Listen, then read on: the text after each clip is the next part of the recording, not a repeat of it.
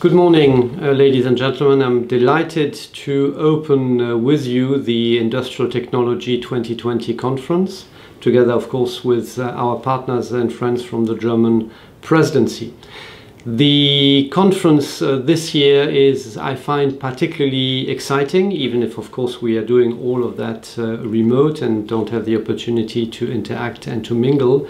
Particularly exciting because it takes place, of course, at a key moment for Europe's industry and for the global perspectives of our European industry. We are now dealing with the pandemic still, and are also increasingly preparing across public administrations in Europe, in close coordination and dialogue with industry, the recovery of our economy and the repair of our societies. The Commission has been promoting a recovery and resilience facility agreed by finance ministers, still in discussion with the European Parliament, but very much hope to be able to start deploying these investments into the future in the coming weeks and months. The dialogue is ongoing with you, ongoing also, of course, with member states, which will prepare these recovery and resilience facility plans for implementation as of 21. I very much expect, and that is the Commission vision, that the recovery and resilience should be based on our green and digital transformation. Industry is at the heart of those two transformations. In other words, we don't build back, we build back better, we build into the future, and that I know is also what European industry is looking for strategically. The program today is particularly well designed to support that partnership and discussion. It's very much oriented on the European Green Deal, our growth strategy, and of course therefore at the heart of the recovery and resilience investments. One example of our ongoing efforts, which we are discussing with you, is of course the Green Deal call, which was launched at the occasion of the Research and Innovation Days a few weeks ago, and very many workshops during the conference will also be an opportunity for you to better understand where we are going with that call for proposals, still under Horizon 2020, but of course also with the very many priorities, actions, partnerships and missions which will be the implementation of Horizon Europe, our future framework program.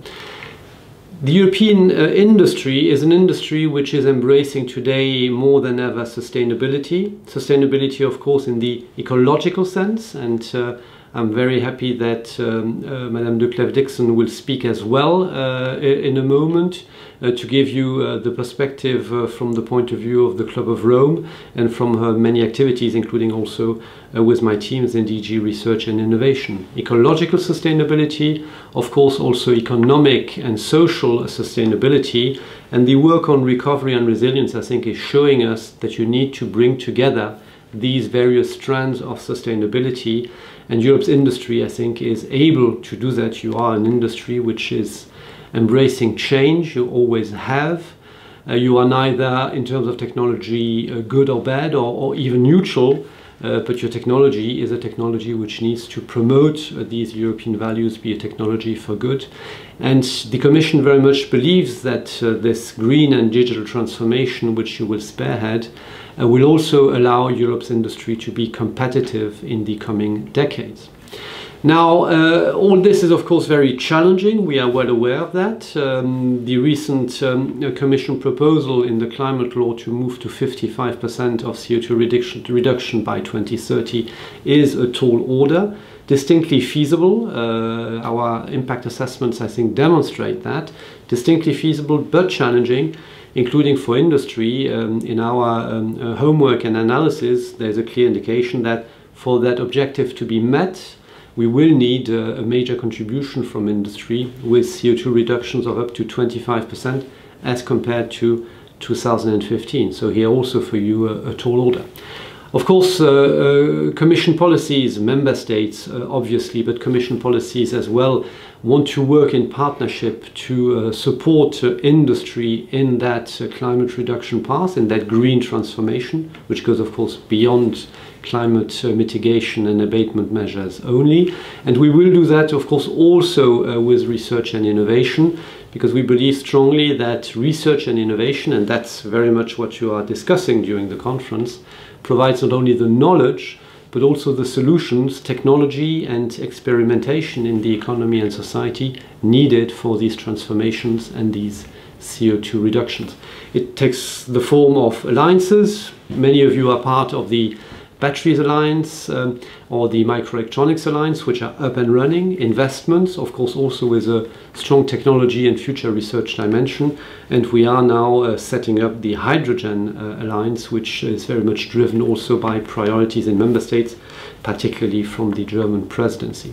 So these are examples where various actors across Europe, across national systems and at EU level, come together to make this difference and drive these transformations. The partnerships in the Horizon Europe, but also the Horizon Europe missions, climate adaptation, oceans, cities, and clean soils, they are all about that green transformation. And our partnerships will also very much be driven by the need to put together our assets in digital, together with the need to be digital leaders, and with that, in many cases, drive that green transformation. So expect a lot of ambition on our side. I know that there's a lot of ambition in the industry.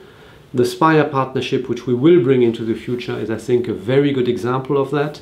The Clean Steel partnership in discussion, or the aviation partnerships, are other examples where I can see industry partners very much aligned and ambitious alongside the Commission in these green transformations. That's the agenda for your conference. I would have loved to be there for most of it, because I think it's going to be really insightful, and I hope that you will be able to co-create a number of the measures or the policies which we can then in partnership implement. In fact, what you are doing is 10 years after the Industry 4.0, you will be inventing what my teams and I would like to call Industry 5.0, an industry which is sustainable, human-centered, and which will allow our societies, our children, to thrive also in the future, respecting planetary boundaries or limitations, whilst ensuring our competitiveness and our social model.